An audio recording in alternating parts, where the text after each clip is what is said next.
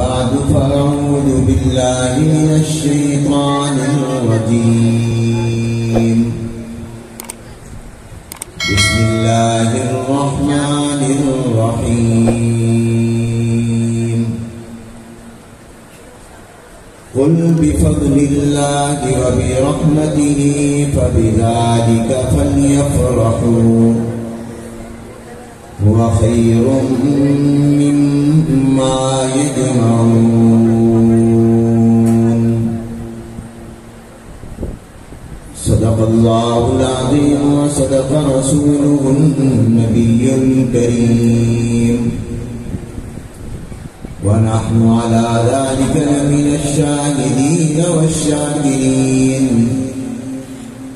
والحمد لله رب العالمين. اللهم صل على محمد وعلى آل محمد كما صليت على إبراهيم وعلى آل إبراهيم إنك حميد مجيد. اللهم بارك على محمد وعلى آل محمد كما باركت على إبراهيم وعلى آل إبراهيم إنك حميد مجيد.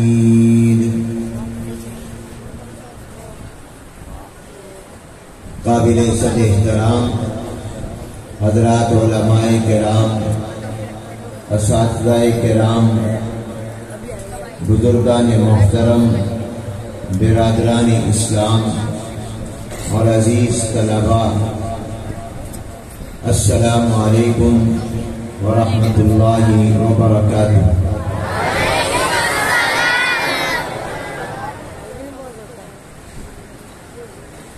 آج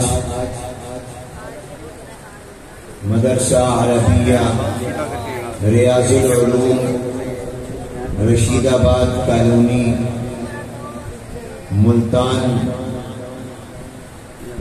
پاکستان کے اس سالانہ پروگرام میں ملاقات اور گفتگو کی سعادت حاصل ہو رہی ہے. میں سب سے پہلے شکر گزار ہوں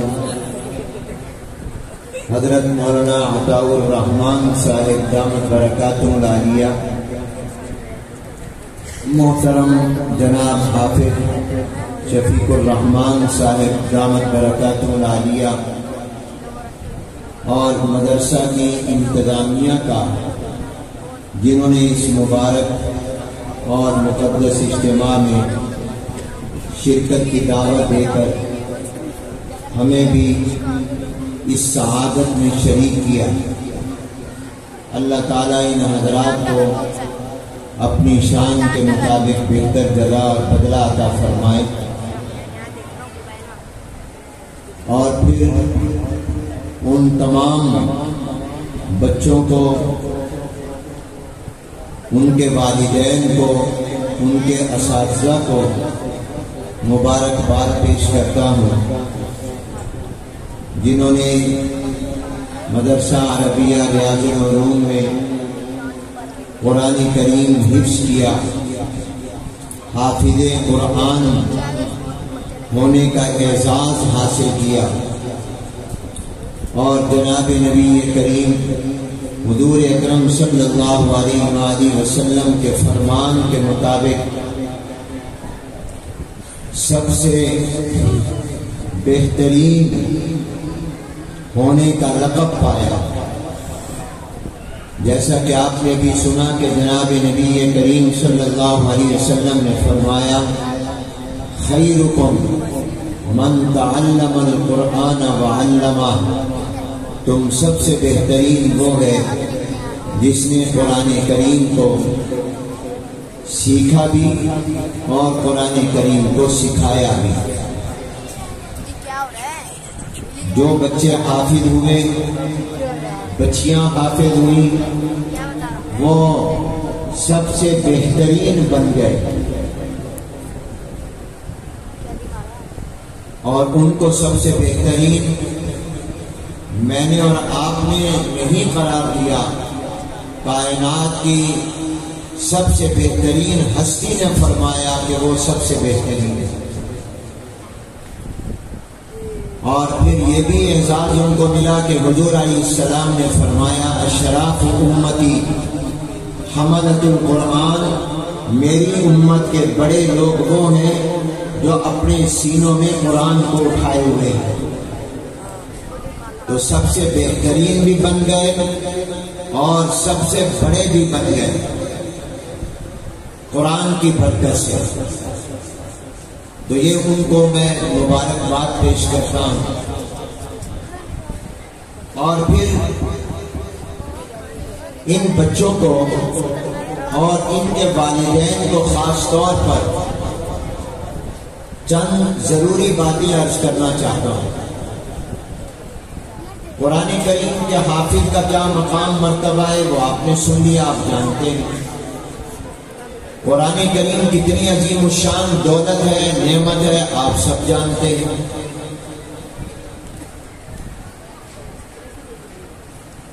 جو سمجھنے کی باتیں ہیں اور جن کی طرف توجہ ضروری ہے، میں صرف وہ باتیں اس وقت یاد دلانا چاہتا ہوں۔ پہلی بات، جو بچے بھی قرآن کے حافظ بنے یا بچیاں حافظہ بنی، وہ اس دولت اور نعمت کی قدر کریں، اس نعمت کی ناشکری اور ناقدری نہ کریں۔ جب یہ دولت سب سے بڑی ہے، یہ نعمت سب سے بڑی ہے، قرآن کریم دنیا کی دولت بھی ہے، قبر کی دولت بھی ہے، آخرت کی دولت بھی ہے، تو پھر اس کی ناشکری اور ناقدری بھی سب سے بڑی ناشکری اور ناقدری ہے۔ اس سے بڑی ناشکری اور ناقدری، کیونکہ جتنی بڑی نعمت اس کی ناشکری بھی سب سے بڑی ناشکری، اس کی ناقدری بھی سب سے بڑی ناقدری۔ اس کی قدر کریں۔ اب اس کی قدر کیا ہے؟ وہ یہ کہ اس قرآن کریم کو کبھی بھلائیں نہیں، اس قرآن کریم کو ہمیشہ یاد رکھیں۔ قرآن کریم کو اللہ نے آپ کے سینے میں جو محفوظ کیا، آپ اس قرآن کریم کو پڑھتے رہیں، پڑھتے رہیں، پڑھتے رہیں، سناتے رہیں، اور اگر پڑھانے کا موقع ملے تو پڑھاتے رہیں، تاکہ آپ کے سینے میں یہ قرآن کی دولت مرتے دم تک محفوظ اور باقی رہے، یاد رہے، یہ آپ کو بھولے نہیں۔ اگر آپ نے اس قرآن کریم سے استغنا برتا، بے نیازی برتی، تو پھر یہ بے نیاز ذات کا کلام ہے۔ اگر تم نے اس کلام سے بے نیازی برتی تو پھر اللہ بھی آپ کو بھولا نہیں۔ اس لیے میرے عزیز بچوں، اس قرآن کریم کو ہمیشہ یاد رکھنا، اور یہ یاد رہے گا پڑھنے سے۔ ہمیشہ پڑھتے رہیں۔ ظاہر ہے کہ آپ نے پوری زندگی مدرسے میں نہیں رہنا، آپ کاروبار کریں گے، آپ تجارت کریں گے، اور ہمارے ریواڑی کے جو دوست ہیں وہ ماشاءاللہ ان کا خاص پہچان جو کاروبار ہے وہ مٹھائی ہے۔ آپ مٹھائی کی دکان بنائیں، کپڑے کی دکان بنائیں، جو بھی آپ کاروبار کریں، اپنی دکان پر بیٹھے ہوئے بھی قرآن پڑھتے رہیں۔ اللہ نے آپ کو قرآن دیا، چلتے پھرتے قرآن پڑھتے رہیں۔ قرآن کریم کی تلاوت کو اپنی زندگی کا معمول بنائیں۔ اور ایک عالم دین فرماتے ہیں، ایک پارہ دو پارے یہ تو غیر حافظ روزانہ پڑھے، حافظ قرآن کو چاہیے وہ تو کم از کم پوری ایک منزل قرآن کی روزانہ پڑھے، 7 دنوں میں قرآن ختم کر دے۔ تو اس قرآن کریم کو یاد رکھنا، اس کی قدر کرنا، اس سے لاپرواہی نہ کرنا، بے نیازی نہ کرنا۔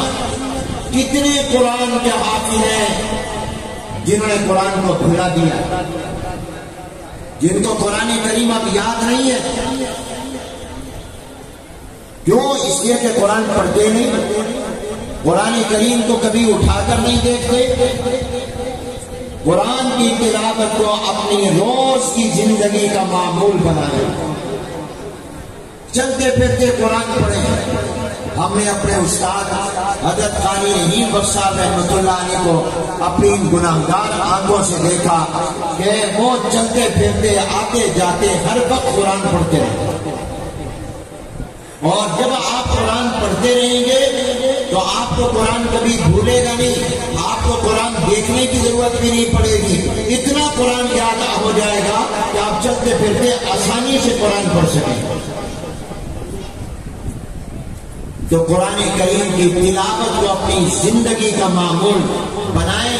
یہ صرف حافظ قرآن نہیں، غیر حافظوں کو بھی چاہیے کہ اللہ نے اتنی بڑی دولت آپ کو دی ہے، اتنی بڑی نعمت دی ہے جو اللہ نے یہودیوں کو نہیں دی، جو اللہ نے عیسائیوں کو نہیں دی، جو اللہ نے دنیا میں کسی نبی اور پیغمبر اور اس کی امت کو عطا نہیں دی۔ آخری نبی اور آخری پیغمبر کی آخری امت کو جو قرآن اپنا کلام اللہ نے عطا کیا ہے، تمام مسلمانوں کو چاہیے اس کی قدر کریں۔ ہر مسلمان مرد اور عورت، بڑا اور چھوٹا، وہ روزانہ قرآن کی تلاوت کرے۔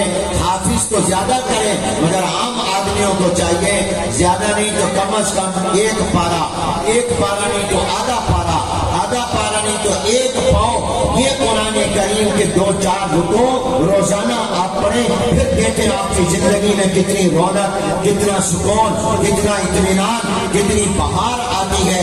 صبح کو جب اٹھا کریں تو سب سے پہلے اٹھ کر فجر کی نماز سے پہلے یا نماز فجر کے بعد قرآن پڑھا کریں۔ ایک زمانہ تھا مسلمانوں کے ہر محلے کے ہر گھر سے صبح کو قرآن کی تلاوت کی آوازیں آتی۔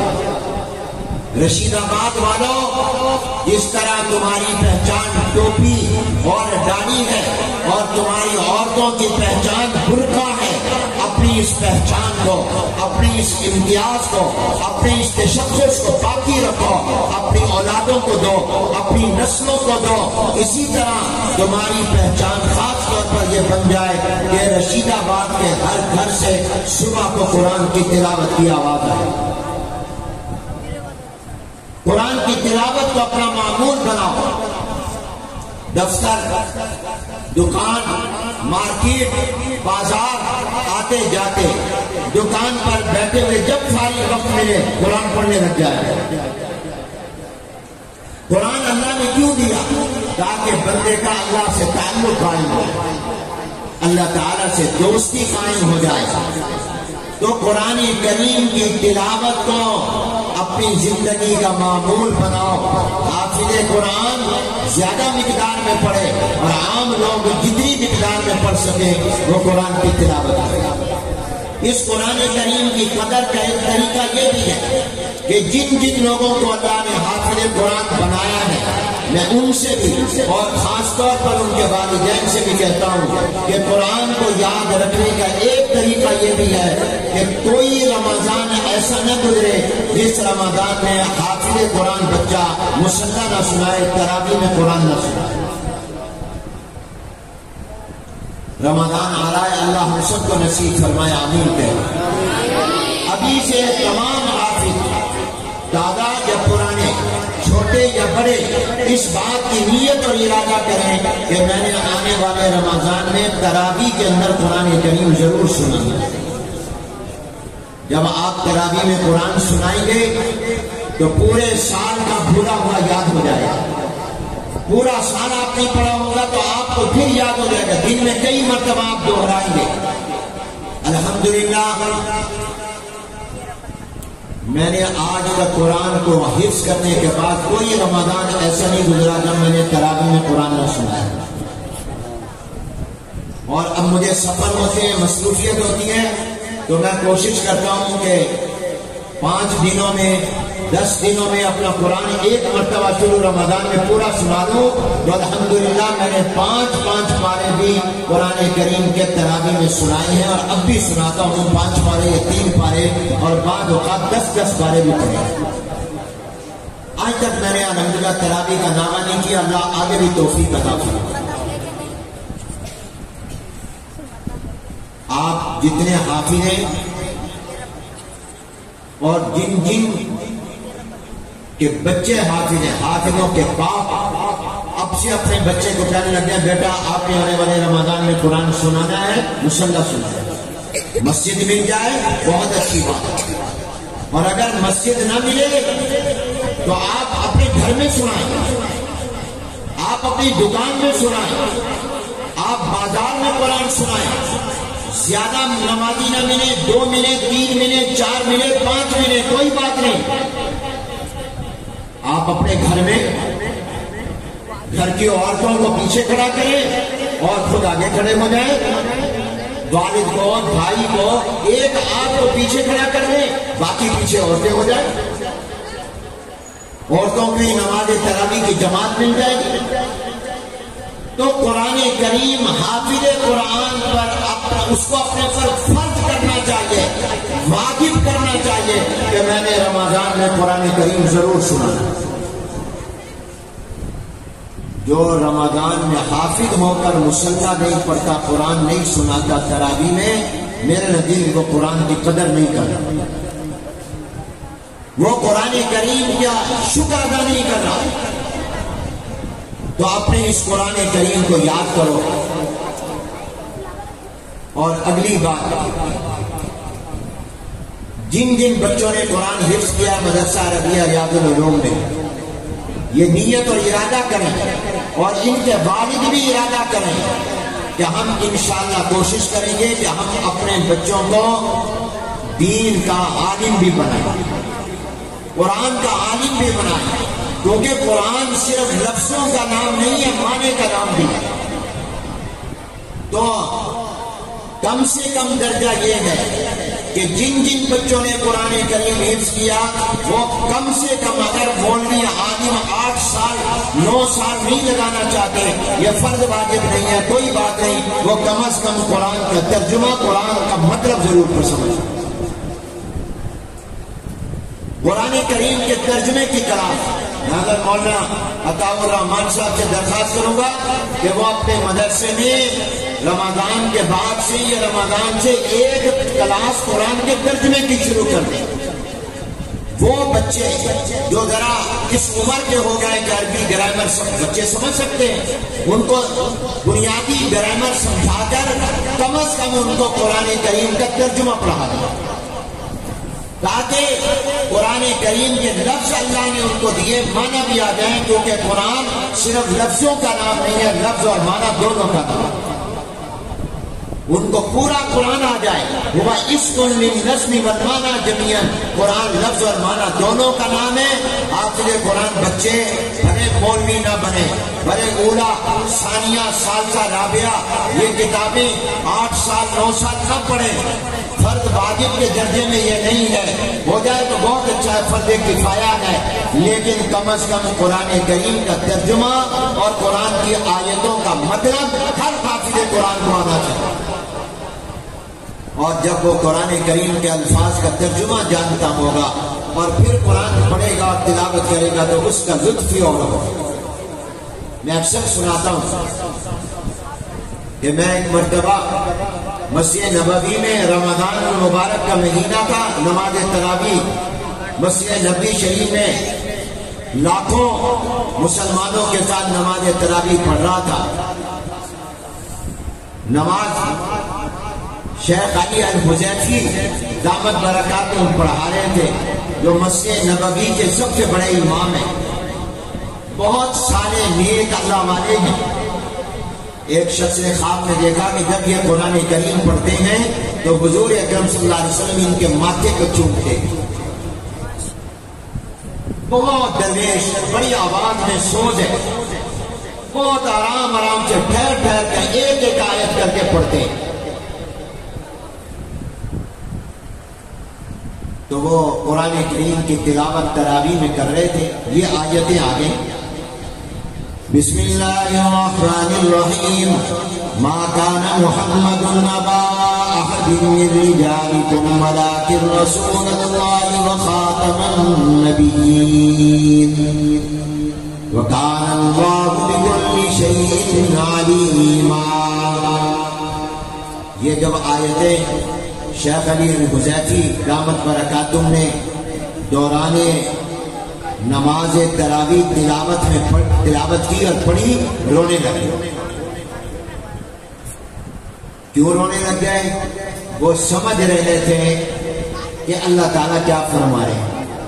ان کو ان آیتوں کا معنی اور مطلب بھی ذہن میں حاضر تھا کہ اللہ تعالیٰ فرما رہے ہیں محمد صلی اللہ علیہ وسلم آپ کسی مرد کے باپ نہیں ہیں، آپ کسی بڑے کے باپ نہیں، آپ کی بیٹیاں بڑی ہوئی، آپ کے بچے بڑے نہیں ہوئے، آپ کے لڑکے بچپن میں ہی فوت ہو گئے. تو اس لیے رجل کہتے ہیں بالغ کو، تو آپ کسی بالغ مرد کے باپ نہیں ہیں، لیکن آپ اللہ کے رسول بھی ہیں، آخری نبی بھی ہیں.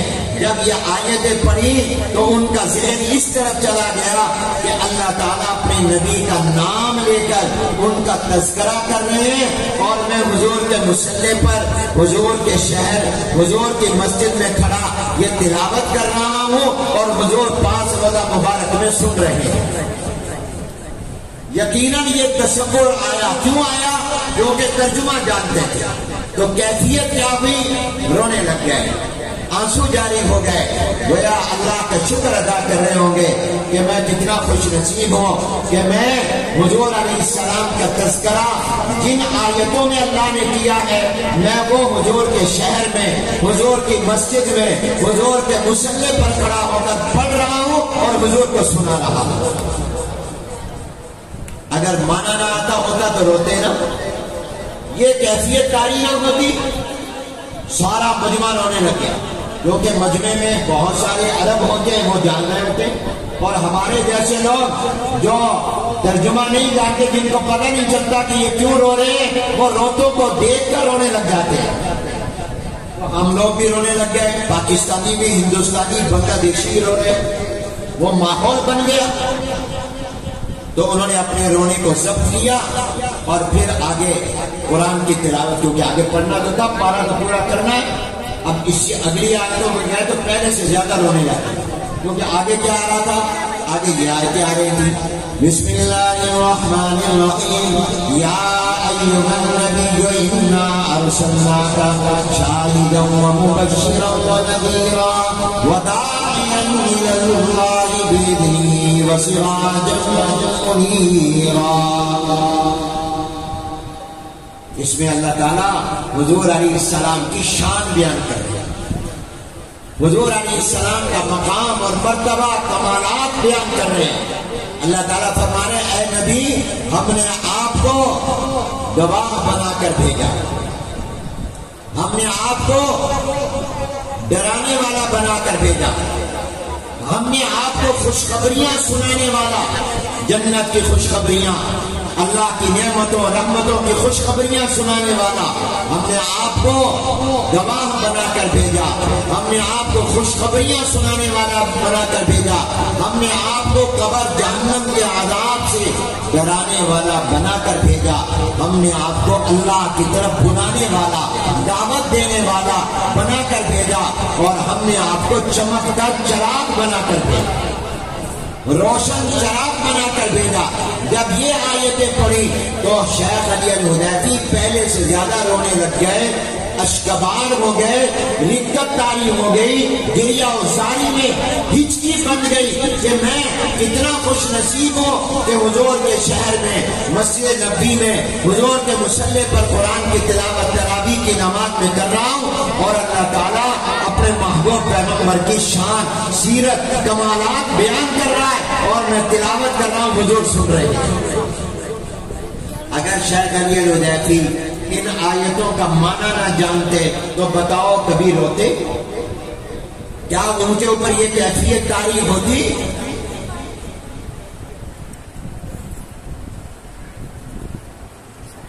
ایک قرآن کی تلاوت کرنے والا قرآن کی تلاوت کر رہا تھا، ان آیتوں پر پہنچا تو جسم پر کب کبھی طاری ہو، لرزہ طاری ہو۔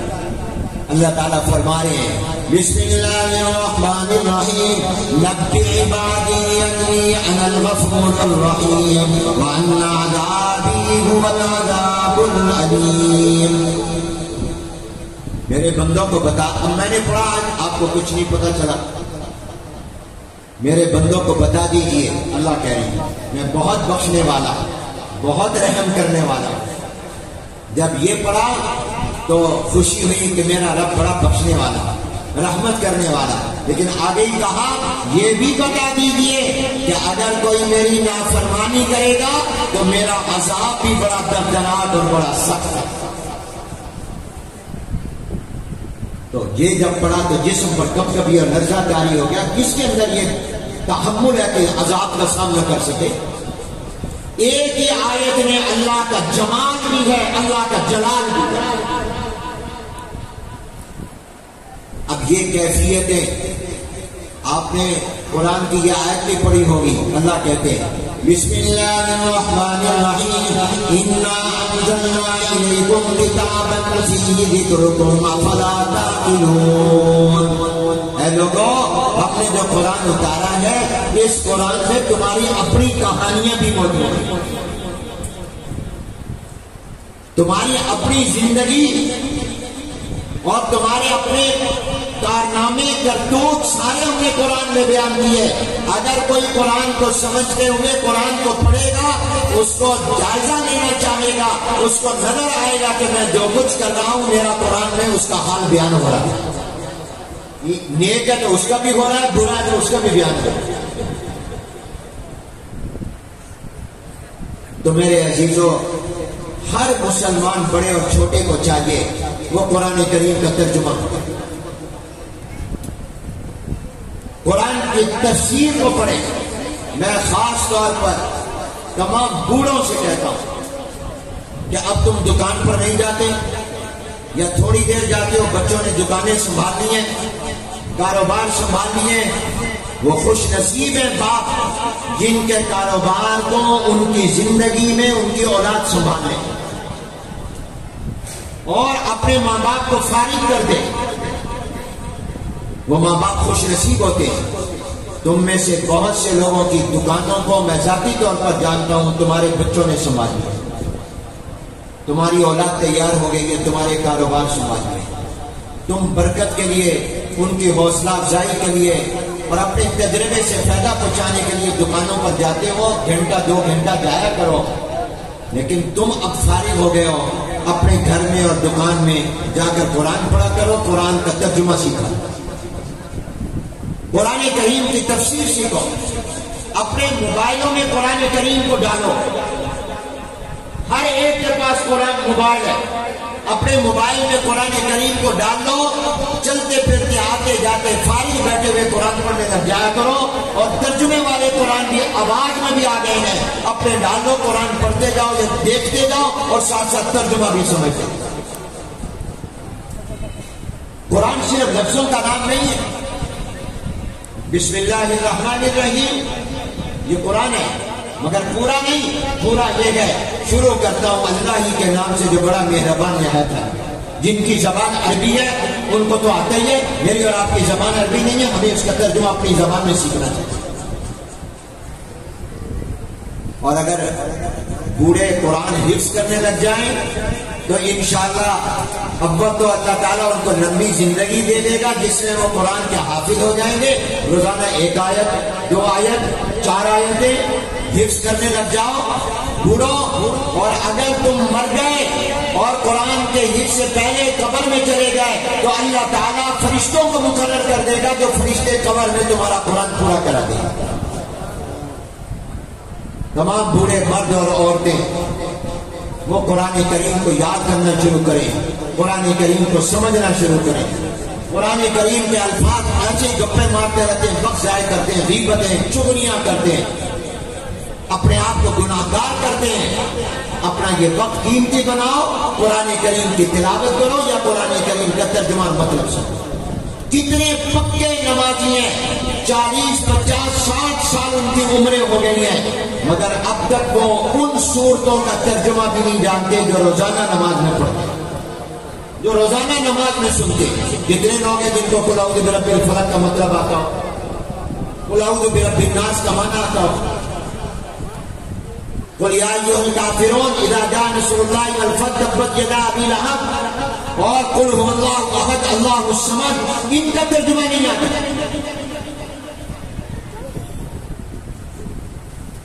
تو تمام لوگوں کو چاہیے، یہ اتنی بڑی دولت ہے، اس قرآن کی قدر۔